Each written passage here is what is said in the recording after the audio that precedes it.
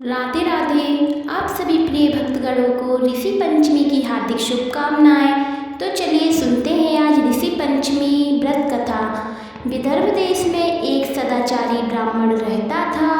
उसकी पत्नी बड़ी पतिव्रता थी जिसका नाम सुशीला था। उस ब्राह्मण ने एक पुत्र और एक पुत्री, दो संतान थी। विवाह योग होने पर उसने समन कुशलशील वर के साथ कन्या का विवाह कर दिया। देव योग से कुछ दिन बाद वह विधवा हो गई। दुखी ब्राह्मण दंपति कन्या सहित गंगा तट पर कुटिया बनाकर रहने लगे। एक दिन ब्राह्मण कन्या सो रही थी कि उसके शरीर में कीड़ों से भर गया। कन्या ने सारी बात माँ से कही।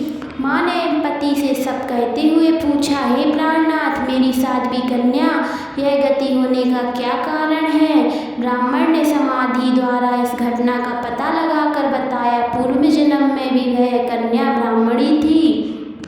इसने रजस्वला होते ही बर्तन छू दिए थे। इस जन्म में भी इसने लोगों की देखा देखी ऋषि पंचमी का व्रत नहीं किया, इसलिए इसके शरीर में कीड़े पड़े हैं। धर्मशास्त्रों की मान्यता है कि रजस्वला स्त्री पहले दिन चंडालिनी, दूसरे दिन ब्रह्माघातिनी तथा तीसरे दिन धोबिन के समान अपवित्र होती है।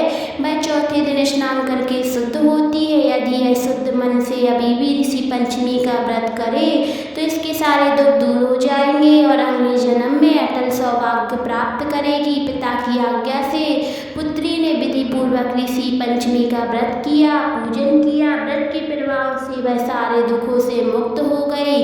अगले जन्म में उसे अटल सौभाग्य सहित